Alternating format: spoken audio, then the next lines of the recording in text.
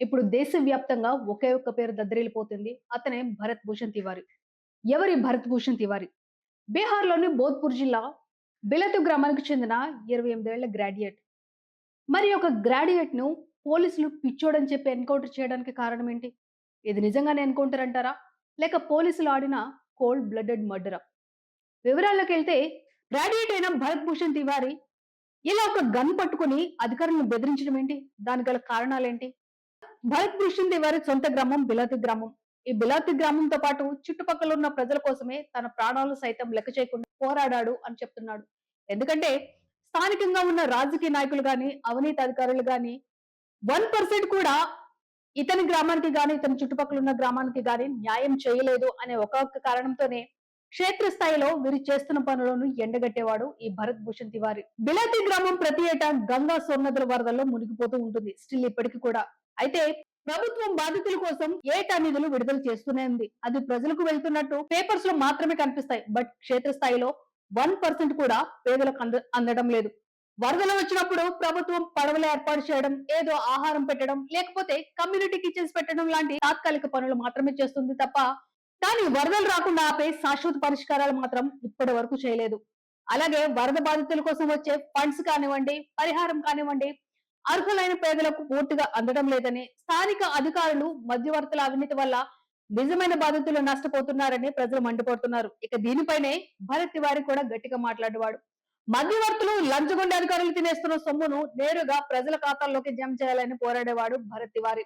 అయితే ఈ ప్రాంతంలో జరుగుతున్న రోడ్డు ప్రాజెక్టులు కానివ్వండి, ఇతర నిర్మాణాల కోసం కొంతమంది రైతుల నుండి భూములు సేకరించారు. కానీ ఇక్కడ భూములు కోల్పోయిన పేద మధ్యతరగతి రైతులకు మార్కెట్ ధర కంటే తక్కువ ధరనిచ్చి చేతులు దులిపేసుకున్నారు అధికారులు.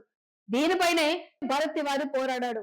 ఏదైతే మార్కెట్ ధర ఉందో ఆ ధరని రైతులకు నిర్ణయించాలని, దీని వెనుక పెద్ద స్కామ్ జరుగుతుందని అధికారులను నిలదీశాడు. ఇలాంటి పనులు చేయడం వల్ల భరత్ తివారీపై అక్కడున్న అధికారులకు పోలీసులకు పీకల వరకు కోపం ఉండదు. ఎందుకంటే ఆ ఏరియాలో ఎవరు వచ్చి అడిగే నాదుడే లేడు.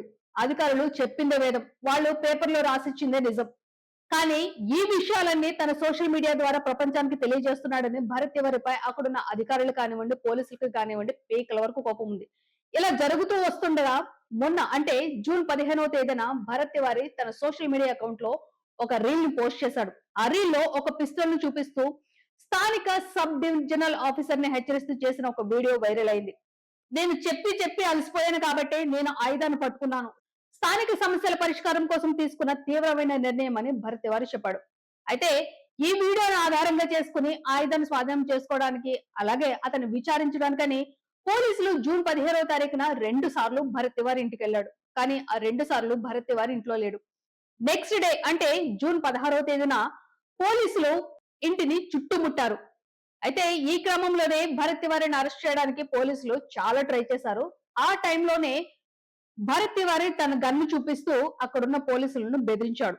అయితే ఇక్కడ కొంతమంది అంటారు గన్ను పోలీసులకు చూపించడం తప్పు కదా అని అంటే ముమ్మాటికి తప్పే. కానీ ఆ తప్పు చేయడానికి కారణం ఎవరు? ఇక అదే టైంలో భరత్ తివారీ పోలీసుల మీదకు గన్ చూపిస్తూ కాల్చి పారేస్తా అని చెప్పిన వీడియోస్ కూడా సోషల్ మీడియాలో హల్చల్ చేశాయి. దాదాపు 20 నిమిషాల పాటు పోలీసులను తన ఇంటికి రాకుండా బంధించాడు. దానికి సంబంధించిన ఒక వీడియో కూడా సోషల్ మీడియాలో విపరీతంగా అయింది. అయితే జూన్ 16వ తేదీన రాత్రి పోలీసులు ఒక విచిత్రమైన ప్రెస్ నోట్ ని రిలీజ్ చేశారు. దానిలో ఏంటంటే భరత్ తివారీని క్రిమినల్ కాకుండా ఒక మెంటల్లీ అన్‌స్టేబుల్ అని చెప్పేసి పేర్కొన్నారు. అంటే ఒక పిచ్చోడు. ఒక పిచ్చోడు ఇలాంటి పోస్టులు పోస్ట్ చేస్తున్నాడు కాబట్టి ప్రజలెవరూ కూడా తప్పుదో పట్టొద్దు, నమ్మొద్దు అని చెప్పేసి ఒక ప్రెస్ నోట్ అనేది రిలీజ్ చేశారు. ఇక్కడ నాకున్న డౌట్ ఏంటిదంటే భరత్ తివారీ గురించి ఆ ఊర్లో ఎవరికి తెలియదంటారా? అతను పోస్ట్ చేసిన అన్ని వీడియోస్ లో కూడా ఆ ఊరిలో ఏ ప్రాబ్లమ్స్ ఉన్నాయి, ఆ చుట్టుపక్కల ఊర్లలో ఎలాంటి ప్రాబ్లమ్స్ ఉన్నాయి, అధికారులు ఎలా పనిచేయట్లేదు, ఇలాంటి వీడియోస్ తీసి పెట్టారు తప్ప ఎలాంటి పిచ్చి పిచ్చి వీడియోస్ అయితే తీయలేదు. మరి ప్రజల గురించి పోరాడేవాడిని పిచ్చివాడని ముద్ర వేస్తారా? అంటే మీ తప్పులు సరిచేసుకోవడానికి ప్రజల కోసం పోరాడే ఒక వ్యక్తిని పిచ్చివాడిగా చిత్రీకరించేశారు ద గ్రేట్ బిహార్ పోలీసులు. ఇక్కడ చూసుకుంటే భరత్ భూషణ్ తివారీ మీద ఒక్క క్రిమినల్ బ్యాక్గ్రౌండ్ కూడా లేదు. అంటే ఒక్క ఎఫ్ఐఆర్ రికార్డు కూడా లేదు. ఇక ఎన్కౌంటర్ కి ముందు కూడా భరత్ తివారీ ఏమన్నాడంటే సమాజం కోసం పోరాడే వాళ్ళని కూడా పిచ్చోడని ముద్ర వేశారు, నన్ను కూడా పిచ్చోడని ముద్ర వేస్తున్నారు, కానీ ఇప్పుడు నన్ను చంపితే నాలాంటి వాళ్ళు 100 మంది వస్తారు, ఇలాంటి అవినీతి మీద పోరాటం అనేది జరుగుతూనే ఉంటుందని చెప్పేసి తన లాస్ట్ వీడియోలో చెప్పాడు. ఇక పోలీసులు ఏమంటున్నారంటే భరత్ తివారీ పోలీసుల మీదకి ఫైరింగ్ చేశాడు. ఆ ఫైరింగ్ చేసే టైంలో సెల్ఫ్ డిఫెన్స్ కోసం మేము కూడా ఫైర్ చేశామని చెప్పేసి ఒక స్టోరీ అనేది అల్లుతున్నారు. ఇక్కడ స్టోరీ అని ఎందుకు అంటున్నానంటే, ఒక వీడియోలో చూస్తే తను మాట్లాడిన తర్వాత, తను బిల్డింగ్ పైనుంచి మాట్లాడిన తర్వాత, అలాగే కిందకొచ్చి మాట్లాడిన తర్వాత, పోలీస్ వ్యాన్‌కి ముందు మాట్లాడిన తర్వాత ఏంటిదంటే, తనేమన్నాడు, "మీరు గనక ఈ ప్రాబ్లమ్స్‌ని సాల్వ్ చేస్తానని అంటే, నా గన్ను కింద పడేయడానికి ఎలాంటి ప్రాబ్లమ్ లేదని" చెప్పేసి ఆ వీడియోలోని కింద పడేసినట్టు మనకి కనిపిస్తుంది. ఆ గన్ కింద పడేసిన తర్వాతనే పోలీసులనేవాళ్ళు ఫైర్ చేశారు. మరి ఇక్కడేమంటున్నారంటే పోలీసులు వాళ్ళిచ్చిన ప్రెస్ నోట్‌లో ఏమంటున్నారంటే, మా మీదకి ఫైర్ చేశాడు కాబట్టి మేము మా రక్షణ కోసం ఫైర్ చేశాము అని అంటున్నారు. ఇక్కడ ఎవరిది నమ్మాలంటారు? ఒక వ్యక్తి తన గన్ను కింద పడేసిన తర్వాత కూడా ఒక 4-5 బుల్లెట్లు మీరు కాల్చారంటే ఎవరిది తప్పు? అంటే ప్రశ్నిస్తే చంపేస్తారా? అతను చాలా క్లియర్‌గా చెప్పాడు. ఏమని? "నా డిమాండ్‌లు నెరవేర్చండి. ఇదిగో నా తుపాకీని కింద పడేస్తున్నాను" అని చెప్పేసి పోలీసులు ముందుకి ఇసిరేసాడు. పక్కకు కూడా కాదు. ఆ పోలీస్ వ్యాన్ ఏదైతే ఉందో ఆ పోలీస్ వ్యాన్ ముందుకే విసిరేసి తాను లొంగిపోతున్నాను అని చెప్పిన తర్వాత కూడా ఫైర్ చేశారంటే ఏమనుకోవాలి? 16వ తారీఖున ట్రీట్మెంట్ ఇస్తాము అని చెప్పిన పోలీసులు 17వ తేదీ ఉదయము బుల్లెట్ ప్రూఫ్ జాకెట్లతో వెళ్లారు. అక్కడికి వెళ్ళిన తర్వాతనే ఇదంతా జరిగింది. జూన్ 17వ తారీఖున జరిగింది. ఆ రివాల్వర్ పడేసిన తర్వాత కూడా వాళ్ళు ఫైర్ చేశారంటే ఏమనుకోవాలి? అంటే 2 రోజులు మిమ్మల్ని తిప్పలు పెట్టాడు కాబట్టి, మిమ్మల్ని దగ్గరికి రానివ్వకుండా తిప్పలు పెట్టాడు కాబట్టి, ఆ గడ్జ్‌తోనే ఈ పోలీసులందరూ కలిసి ఇలా చేశారంటారా? ఇక ఇదే వ్యవహారంపై అక్కడున్న ప్రతి ఒక్కరు కూడా కన్నీరు మున్నీరవుతున్నారు. వాళ్ళేమంటున్నారంటే, భరత్ ఉండడం వల్లే మేబీ మాకు ఇంత కొంచెం మంచైనా జరిగింది. భరత్ లాంటి వాళ్ళు లేకపోతే కనీసం మా మొహాల్ని చూసే నాథుడే లేడని చెప్పేసి అక్కడున్న ప్రజలు చెప్తున్నారు. మరి ఇప్పుడు పోలీసులు చెప్పింది నమ్మాలంటారా? లేకపోతే అక్కడున్న ప్రజలు చెప్పింది నమ్మాలంటారా?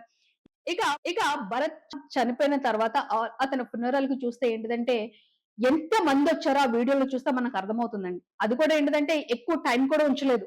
అతన్ని దహనం చేయడానికి కూడా ఎక్కువ టైం ఉంచలేదు. ఎక్కువ టైం ఉంటే ఇంకా అందరూ చుట్టుపక్కల ఏరియా వాళ్ళందరూ వస్తారని చెప్పేసి మేబీ భయపడినట్టున్నారు అక్కడ పోలీసులు. ఒక వ్యక్తి చనిపోతే ఒక 10 మంది, 20 మంది లేకపోతే ఒక 100 మంది వెళ్తారేమో మేబీ బాగా తెలిసిన వాళ్ళు. కానీ చనిపోయిన తర్వాత ఆ చుట్టుపక్కల ఉన్న గ్రామాలందరూ కూడా అతనికి వీడ్కోలు పలుకుతూ వెళ్లారంటే అతను చేసింది తప్పంటారా? ఒప్పంటారా? నిజంగా తప్పు చేసిన వ్యక్తి అయితే అంతమంది వస్తారంటారా? ఇక ఈ దారుణంపై బీహార్ వ్యాప్తంగా ప్రజలు రోడ్లపైకి వచ్చారు. అయితే ఈ ఎన్‌కౌంటర్ ఏదైతే ఉందో దానిలో నలుగురు పోలీసులను ప్రభుత్వం సస్పెండ్ చేసింది. ఈ సస్పెండ్‌ని నేనేమంటానంటే జీతాలిచ్చి జస్ట్ మీరు ఒక హాలిడేస్‌కి వెళ్లి రండి అని చెప్పేసి ఇచ్చిన సస్పెండ్ టైప్‌లో ఉందన్నమాట. ఎందుకంటున్నానంటే జస్ట్ సస్పెండ్ చేస్తారండి. తర్వాత ఈ విషయాన్ని మర్చిపోయే వరకు ఉండి, తర్వాత వాళ్ళకి పక్క జిల్లాలోనో, లేకపోతే కొంచెం దూరమైన ప్రాంతంలోనో పోస్టింగ్ ఇస్తారు తప్ప, ఒక చనిపోయిన వ్యక్తిని ఎవరైతే చనిపోయిన వ్యక్తి ఉన్నారో, ఆ వ్యక్తిని మీరు తిరిగి తీసుకురాగలరా? పోలీసుల వల్ల క్రిమినల్స్ అయిన వాళ్ళు, క్రిమినల్స్ కాని వాళ్ళు చనిపోతే పోలీసులు ఏం చేయరండి. కానీ పోలీసుల మీదకి ఒక వ్యక్తి గన్ చూపించినా, లేకపోతే మీరు చేసింది తప్పు అని చెప్పినా వాళ్ళని చంపేస్తారు. చంపేసిన తర్వాత కూడా ఆ పోలీసుల మీద ఎలాంటి యాక్షన్ ఉండదు. ఇది అడిగిన వాళ్ళు కూడా మళ్ళీ వీళ్ళే ఒక దేశద్రోహులు అన్నట్లు ముద్ర వేస్తారు మీరు. ఇక దీనిపైన బీహార్ సీఎం కూడా చాలా సీరియస్ అయ్యారండి. హైకోర్టు రిటైర్డ్ జడ్జితో జ్యుడిషియల్ ఎంక్వైరీకి ఆర్డర్ చేశారు సీఎం గారు. ఇక భరత్ తివారీ చనిపోయే ముందు నా మొబైల్‌ని జాగ్రత్తగా చూడండి. అందులో చాలా రహస్యాలు ఉన్నాయని చెప్పాడు. అయితే ఆ ఫోన్‌లో ఉన్న నిజాలేంటి? దీని వెనక ఎవరైనా పెద్ద తలకాయలు ఉన్నారా? ఇక్కడ కొంతమంది ఏమంటారంటే, అంటే గన్ తీసుకొని పోలీసులను బెదిరించడము కరెక్ట్ అంటే కరెక్ట్ కాదు. తప్పు. 100% తప్పు. పోలీసుల పైకి తుపాకీ గురిపెట్టడం కూడా ఖచ్చితంగా నేరమే. మరి ప్రజలను గాలికొదిలేసి పాలన మర్చిపోతున్న పాలకులను ఎవరు తట్టి లేపుతారండి? ఇలాగ ప్రశ్నిస్తున్న వాళ్ళ ప్రాణాలు తీసేస్తారా? ఇక భరత్ తివారీ ఎందుకింత సీరియస్ అయ్యాడు అనంటే, తను శాంతియుతంగా చాలా మంది ఆఫీసర్స్‌కి గానివ్వండి, అధికారులకి గానివ్వండి, పోలీసులకు కానివ్వండి, తను కొన్ని విజ్ఞప్తులు ఇస్తున్న ఫోటోస్ మనం చూడొచ్చు.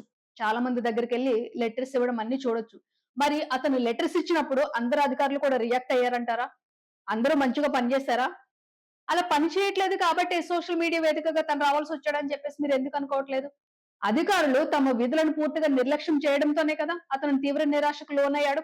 ఇక్కడ కొంతమంది ఏమంటారంటే, అతనే రావాలనంటే, అలా గనక కొంతమంది ఆలోచించకపోయుంటే మనకిప్పుడు స్వాతంత్రం వచ్చేదంటారా?